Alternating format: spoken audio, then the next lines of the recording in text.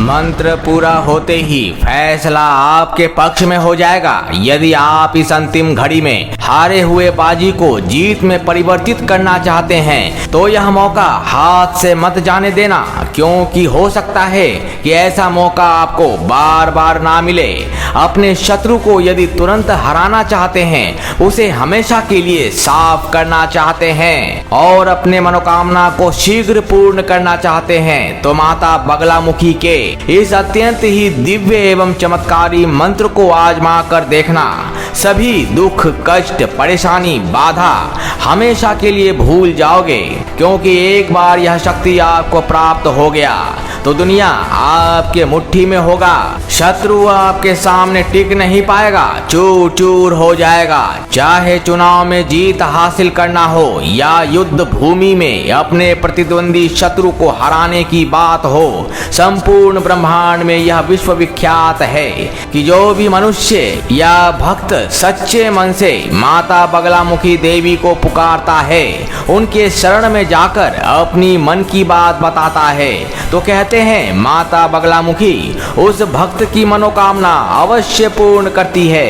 और ये बात तो सभी जानते हैं, और जो जानते हैं वह इसका लाभ अवश्य उठाते हैं, परंतु उनकी कृपा हर किसी को प्राप्त नहीं होती। हमारे प्राचीन ऋषि मुनियों एवं ब्रह्म पुराण के अनुसार जो भी एक विशेष विधि से माता का आवाहन करता है, तभी माता अपनी संपूर्ण कृपा उस व्यक्ति को प्रदान करती है। महाबगलामुखी अथर्व शीर्षक में भी बताया गया है एक ऐसा गुप्त मंत्र जिसके जरिए कोई भी इंसान अगर चाहे तो उनकी शक्ति का आवाहन कर मां बगलामुखी की साक्षात कृपा प्राप्त कर सकता है और बाजी अपनी ओर पलटा सकता है। एक ऐसा मंत्र जिसके बारे में कहा जाता है कि इस मंत्र की शक्ति जब पूर्ण रूप से जागृत हो जाती है तो कल्प वृक्ष के समान इच्छाओं की पूर्ति करना आरंभ कर देता है। हमारे धर्म ग्रंथों में माता बगलामुखी को ब्रह्म देवी भी कहा गया है, अर्थात ब्रह्म को उत्पन्न करने वाली, जो स्वयं सिद्धि, शक्ति, मनोकामना पूर्ति और कार्य सिद्धि की देवी है। इसके लिए क्या करना होगा? केवल आपको आज के महात्रिकाल नक्षत्र तिथि में यदि आपने इस महाप्रचंड बगला मंत्र को चलाकर पूरा होने तक श्रवण कर लिया तो आपको कोई भी हरा नहीं पाएगा, और जो भी आपके समक्ष शत्रु बनकर आएगा उस अभागे शत्रु का जीवन मिट्टी में मिल जाएगा, चूर चूर हो जाएगा। परंतु याद रहे, यदि मंत्र चलते चलते बीच में बंद हुआ या किसी भी प्रकार का व्यवधान आया तो इस मंत्र की दिव्य शक्ति से आप हमेशा के लिए वंचित रह जाओगे। इसलिए धीमी आवाज में आपको गुप्त रूप से करना है। सिर्फ 5 दिन सोते समय इसे अपने सिर के ऊपर चलाकर छोड़ देना है और 5 बार अपनी इच्छा बोल देनी है। जैसे ही 5वां दिन गुजरेगा वैसे ही लाभ मिलने लगेगा। भक्तों, यदि शत्रु के जीत को तुरंत हार में बदलना है तो आज ही इस्तेमाल करें, नतीजा आपके सामने होगा, बताने की आवश्यकता नहीं है। तो चलिए जय मां बगलामुखी लिखकर और अपनी परेशानी बतलाकर इस मंत्र का श्रवण कर लेते हैं। ओम भद्रं चतुर्भुजं ब्रह्मनंदिनी बगलामुखे ह्लीं ह्लीं मात्रे शत्रु मुंडनाशिनी क्लीं फट् नमः। ओम भद्रं चतुर्भुजं ब्रह्मनंदिनी बगलामुखे ह्लीं ह्लीं मात्रे शत्रु मुंडनाशिनी क्लीं फट् नमः। ओम भद्रं चतुर्भुजं ब्रह्मनंदिनी बगलामुखे ह्लीं ह्लीं मात्रे शत्रु मुंडनाशिनी क्लीं फट् नमः। ओम भद्रं चतुर्भुजं ब्रह्मनंदिनी बगलामुखे ह्लीं ह्लीं मात्रे शत्रु मुंडनाशिनी क्लीं फट् नमः। ओम भद्रं चतुर्भुजं ब्रह्मनंदिनी बगलामुखे ह्लीं ह्लीं मात्रे शत्रु मुंडनाशिनी क्लीं फट् नमः। ओम भद्रं चतुर्भुजं ब्रह्मनंदिनी बगलामुखे ह्लीं ह्लीं मात्रे शत्रु मुंडनाशिनी क्लीं फट् नमः। ॐ भद्रं चतुर्भुजं ब्रह्मनंदिनी बगलामुखे ह्लीं ह्लीं मात्रे शत्रु मुंडनाशिनी क्लीं फट् नमः।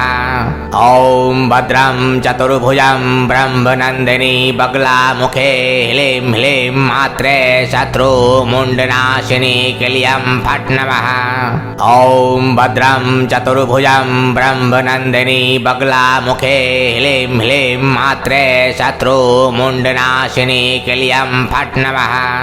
ॐ भद्रं चतुर्भुजं ब्रह्मनंदिनी बगलामुखे ह्लीं ह्लीं मात्रे शत्रु मुंडनाशिनी क्लीं फट् नमः। ॐ भद्रं चतुर्भुजं ब्रह्मनंदिनी बगलामुखे ह्लीं ह्लीं मात्रे शत्रु मुंडनाशिनी क्लीं फट् नमः। ॐ भद्रं चतुर्भुजं ब्रह्मनंदिनी बगलामुखे ह्लीं ह्लीं मात्रे शत्रु मुंडनाशिनी क्लीं फट् नमः। ॐ भद्रं चतुर्भुजं ब्रह्मनंदिनी बगलामुखे ह्लीं ह्लीं मात्रे शत्रु मुंडनाशिनी क्लीं फट् नमः। ॐ भद्रं चतुर्भुजं ब्रह्मनंदिनी बगलामुखे ह्लीं ह्लीं मात्रे शत्रु मुंडनाशिनी क्लीं फट् नमः। ॐ भद्रं चतुर्भुजं ब्रह्मनंदिनी बगलामुखे ह्लीं ह्लीं मात्रे शत्रु मुंडनाशिनी क्लीं फट् नमः। ॐ भद्रं चतुर्भुजं ब्रह्मनंदिनी बगलामुखे ह्लीं ह्लीं मात्रे शत्रु मुंडनाशिनी क्लीं फट् नमः। ॐ भद्रं चतुर्भुजं ब्रह्मनंदिनी बगलामुखे ह्लीं ह्लीं मात्रे शत्रु मुंडनाशिनी क्लीं फट् नमः। ॐ भद्रं चतुर्भुजं ब्रह्मनंदिनी बगलामुखे ह्लीं ह्लीं मात्रे शत्रु मुंडनाशिनी क्लीं फट् नमः। ॐ भद्रं चतुर्भुजं ब्रह्मनंदिनी बगलामुखे ह्लीं ह्लीं मात्रे शत्रु मुंडनाशिनी क्लीं फट् नमः। ॐ भद्रं चतुर्भुजं ब्रह्मनंदिनी बगलामुखे ह्लीं ह्लीं मात्रे शत्रु मुंडनाशिनी क्लीं फट् नमः। ॐ भद्रं चतुर्भुजं ब्रह्मनंदिनी बगलामुखे ह्लीं ह्लीं मात्रे शत्रु मुंडनाशिनी क्लीं फट् नमः। ॐ भद्रं चतुर्भुजं ब्रह्मनंदिनी बगलामुखे ह्लीं ह्लीं मात्रे शत्रु मुंडनाशिनी क्लीं फट् नमः। ॐ भद्रं चतुर्भुजं ब्रह्मनंदिनी बगलामुखे ह्लीं ह्लीं मात्रे शत्रु मुंडनाशिनी क्लीं फट् नमः। ॐ भद्रं चतुर्भुजं ब्रह्मनंदिनी बगलामुखे ह्लीं ह्लीं मात्रे शत्रु मुंडनाशिनी क्लीं फट् नमः। ॐ भद्रं चतुर्भुजं ब्रह्मनंदिनी बगलामुखे ह्लीं ह्लीं मात्रे शत्रु मुंडनाशिनी क्लीं फट् नमः। ॐ भद्रं चतुर्भुजं ब्रह्मनंदिनी बगलामुखे ह्लीं ह्लीं मात्रे शत्रु मुंडनाशिनी क्लीं फट् नमः। ॐ भद्रं चतुर्भुजं ब्रह्मनंदिनी बगलामुखे ह्लीं ह्लीं मात्रे शत्रु मुंडनाशिनी क्लीं फट् नमः। ॐ भद्रं चतुर्भुजं ब्रह्मनंदिनी बगलामुखे ह्लीं ह्लीं मात्रे शत्रु मुंडनाशिनी क्लीं फट् नमः। ॐ भद्रं चतुर्भुजं ब्रह्मनंदिनी बगलामुखे ह्लीं ह्लीं मात्रे शत्रु मुंडनाशिनी क्लीं फट् नमः। ॐ भद्रं चतुर्भुजं ब्रह्मनंदिनी बगलामुखे ह्लीं ह्लीं मात्रे शत्रु मुंडनाशिनी क्लीं फट् नमः। ॐ भद्रं चतुर्भुजं ब्रह्मनंदिनी बगलामुखे ह्लीं ह्लीं मात्रे शत्रु मुंडनाशिनी क्लीं फट् नमः। ॐ भद्रं चतुर्भुजं ब्रह्मनंदिनी बगलामुखे ह्लीं ह्लीं मात्रे शत्रु मुंडनाशिनी क्लीं फट् नमः। ॐ भद्रं चतुर्भुजं ब्रह्मनंदिनी बगलामुखे ह्लीं ह्लीं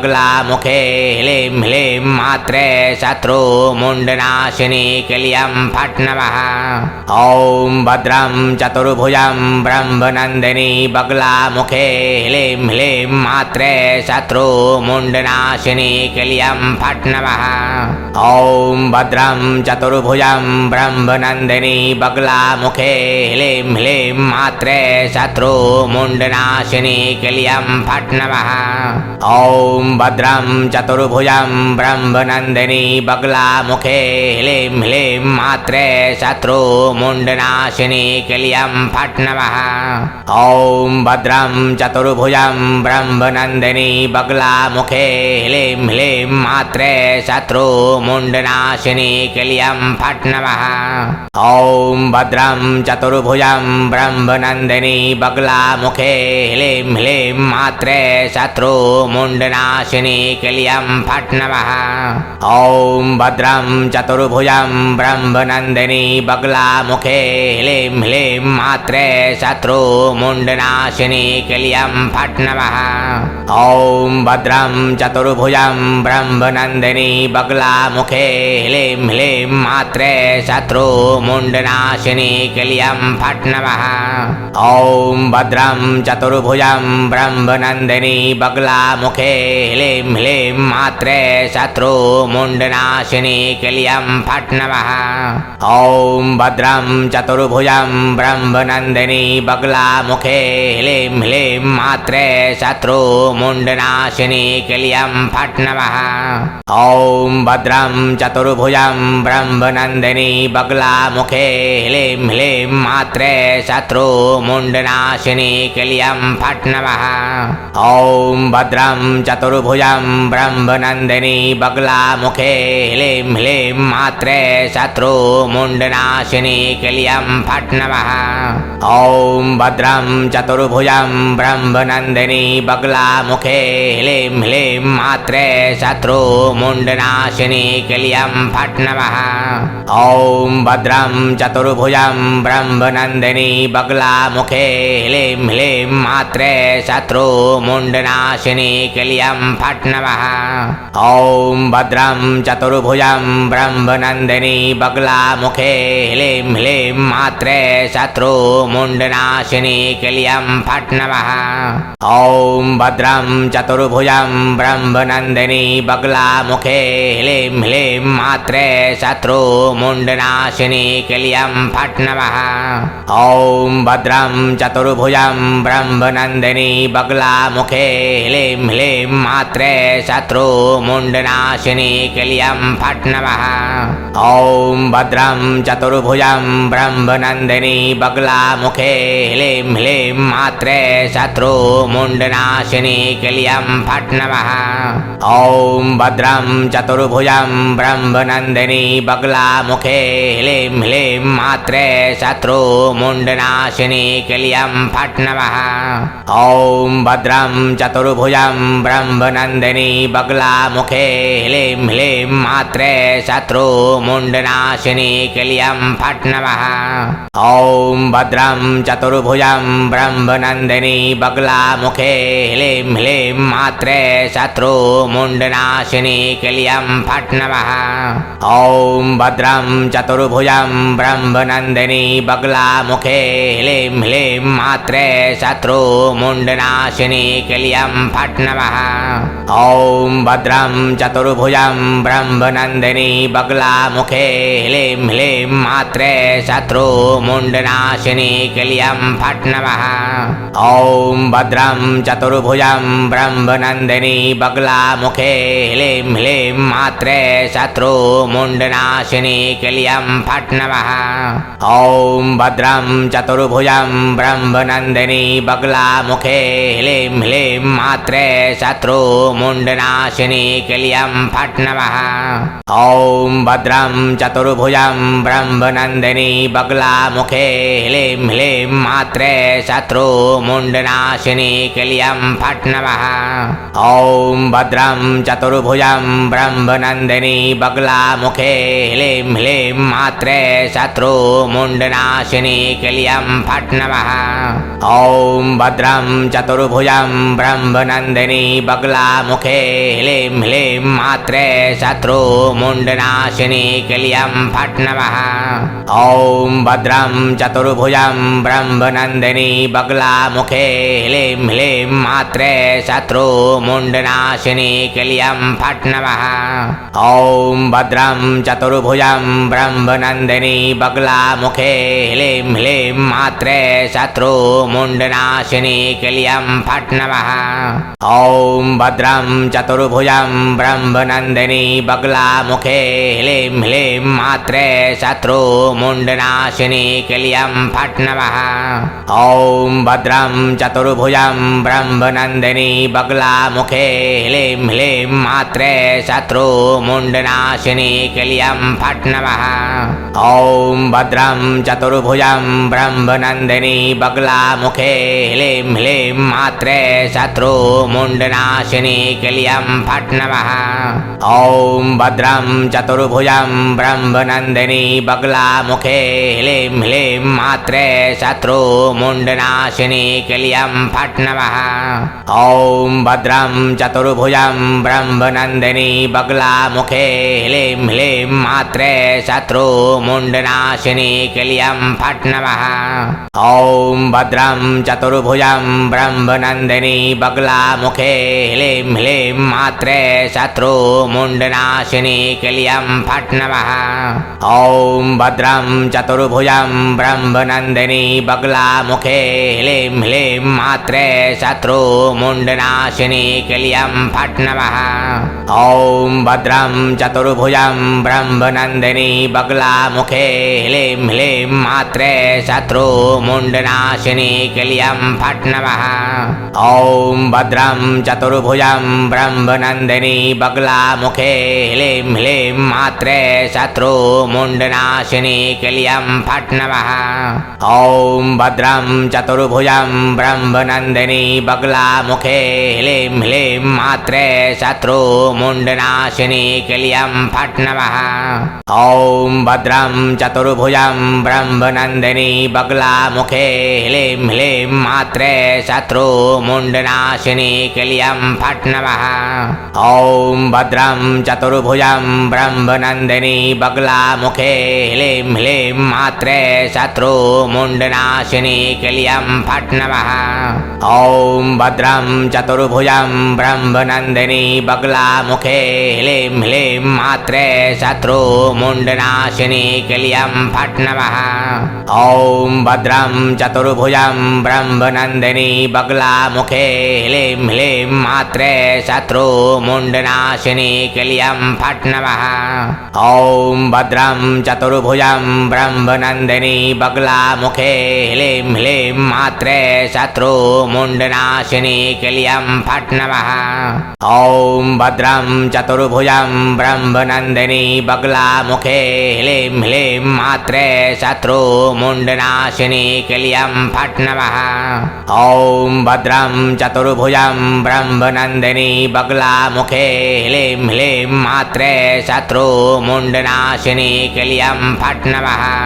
ॐ भद्रं चतुर्भुजं ब्रह्मनंदिनी बगला मुखे ह्लीं ह्लीं मात्रे शत्रु मुंडनाशिनी क्लीयं फट् नमः। ॐ भद्रं चतुर्भुजं ब्रह्मनंदिनी बगला मुखे ह्लीं ह्लीं मात्रे शत्रु मुंडनाशिनी क्लीयं फट् नमः। ॐ भद्रं चतुर्भुजं ब्रह्मनंदिनी बगला मुखे ह्लीं ह्लीं मात्रे शत्रु मुंडनाशिनी क्लीयं फट् नमः। ॐ भद्रं चतुर्भुजं ब्रह्मनंदिनी बगला मुखे ह्लीं ह्लीं मात्रे शत्रु मुंडनाशिनी क्लीयं फट् नमः। ॐ भद्रं चतुर्भुजं ब्रह्मनंदिनी बगला मुखे ह्लीं ह्लीं मात्रे शत्रु मुंडनाशिनी क्लीयं फट् नमः। ॐ भद्रं चतुर्भुजं ब्रह्मनंदिनी बगला मुखे ह्लीं ह्लीं मात्रे शत्रु मुंडनाशिनी क्लीयं फट् नमः। ॐ भद्रं चतुर्भुजं ब्रह्मनंदिनी बगला मुखे ह्लीं ह्लीं मात्रे शत्रु मुंडनाशिनी क्लीयं फट् नमः। ॐ भद्रं चतुर्भुजं ब्रह्मनंदिनी बगला मुखे ह्लीं ह्लीं मात्रे शत्रु मुंडनाशिनी क्लीयं फट् नमः। ॐ भद्रं चतुर्भुजं ब्रह्मनंदिनी बगला मुखे ह्लीं ह्लीं मात्रे शत्रु मुंडनाशिनी क्लीयं फट् नमः। ॐ भद्रं चतुर्भुजं ब्रह्म ब्रह्मनंदिनी बगलामुखे ह्लीं ह्लीं मात्रे शत्रु मुंडनाशिनी क्लीं फट् नमः। ॐ भद्रं चतुर्भुजं ब्रह्मनंदिनी बगलामुखे ह्लीं ह्लीं मात्रे शत्रु मुंडनाशिनी क्लीं फट् नमः। ॐ भद्रं चतुर्भुजं ब्रह्मनंदिनी बगलामुखे ह्लीं ह्लीं मात्रे शत्रु मुंडनाशिनी क्लीं फट् नमः।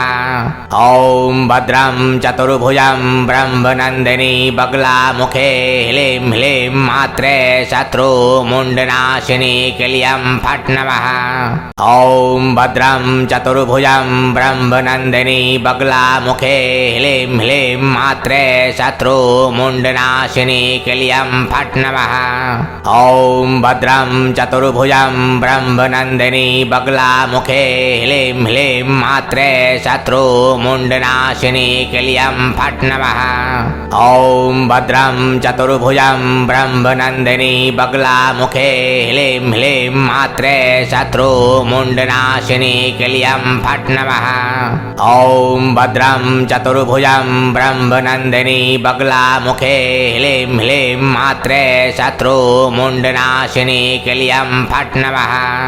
ॐ भद्रं चतुर्भुजं ब्रह्मनंदिनी बगलामुखे ह्लीं ह्लीं मात्रे शत्रु मुंडनाशिनी क्लीं फट् नमः।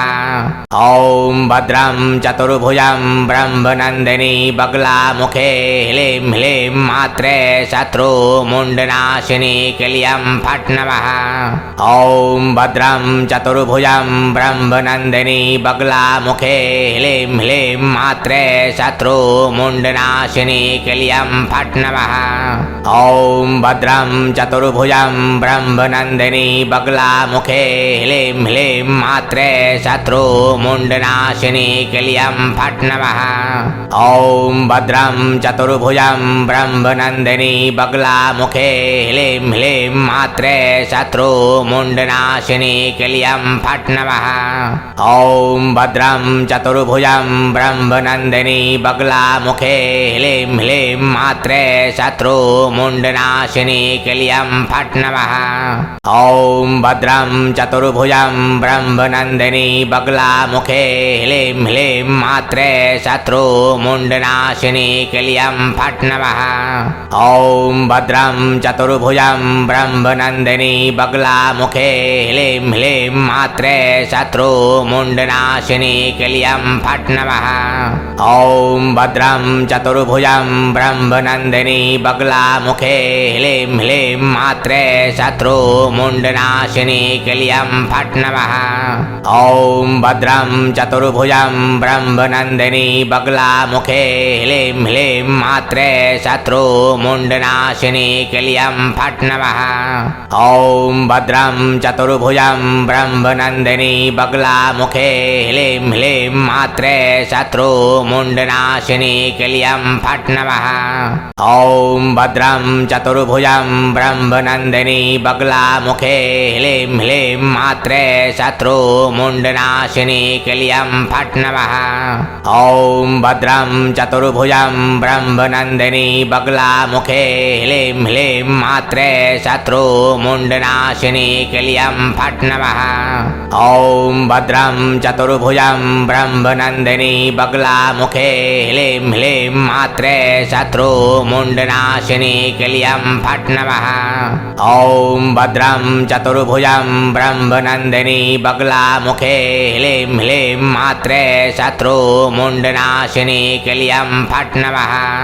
ॐ भद्रं चतुर्भुजं ब्रह्मनंदिनी बगलामुखे ह्लीं ह्लीं मात्रे शत्रु मुंडनाशिनी क्लीं फट् नमः।